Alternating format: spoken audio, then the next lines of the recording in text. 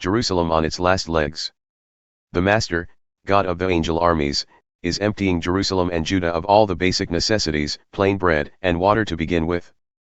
He's withdrawing police and protection, judges and courts, pastors and teachers, captains and generals, doctors and nurses, and, yes, even the repairmen and jacks of all trades. He says, I'll put little kids in charge of the city. Schoolboys and schoolgirls will order everyone around. People will be at each other's throats, stabbing one another in the back, neighbor against neighbor, young against old, the no account against the well-respected. One brother will grab another and say, you look like you've got a head on your shoulders. Do something. Get us out of this mess, and he'll say, me? Not me. I don't have a clue. Don't put me in charge of anything. Jerusalem's on its last legs. Judah is soon down for the count. Everything people say and do is at cross purposes with God, a slap in my face. Brazen in their depravity, they flaunt their sins like degenerate Sodom. Doomed to their eternal souls. They've made their bed, now they'll sleep in it. Reassure the righteous that their good living will pay off. But doomed to the wicked. Disaster. Everything they did will be done to them. Skinny kids terrorize my people. Silly girls bully them around. My dear people. Your leaders are taking you down a blind alley. They're sending you off on a wild goose chase. A city brought to her knees by her sorrows. God enters the courtroom. He takes his place at the bench to judge his people. God calls for order in the court, hauls the leaders of his people into the dock. You've played havoc with this country. Your houses are stuffed with what you've stolen from the poor. What is this anyway? Stomping on my people, grinding the faces of the poor into the dirt? That's what the Master, God of the angel armies, says.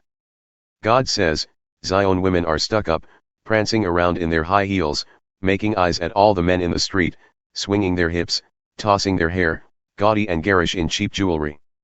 The Master will fix it so those Zion women will all turn bald, scabby, bald-headed women. The Master will do it.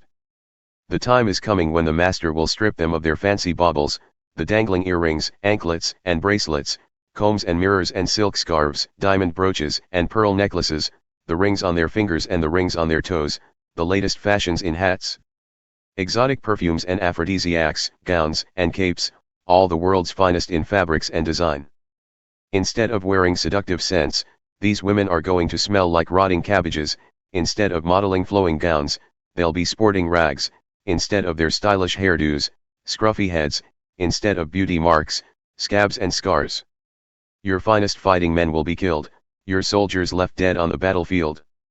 The entrance gate to Zion will be clotted with people mourning their dead, a city stooped under the weight of her loss, brought to her knees by her sorrows. That will be the day when 7 women will gang up on one man, saying, we'll take care of ourselves, get our own food and clothes. Just give us a child. Make us pregnant so we'll have something to live for. God's branch. And that's when God's branch will sprout green and lush. The produce of the country will give Israel's survivors something to be proud of again. Oh, they'll hold their heads high. Everyone left behind in Zion, all the discards and rejects in Jerusalem, will be reclassified as holy, alive and therefore precious. God will give Zion's women a good bath. He'll scrub the blood-stained city of its violence and brutality, purge the place with a firestorm of judgment. Then God will bring back the ancient pillar of cloud by day and the pillar of fire by night and mark Mount Zion and everyone in it with his glorious presence, his immense, protective presence, shade from the burning sun and shelter from the driving rain.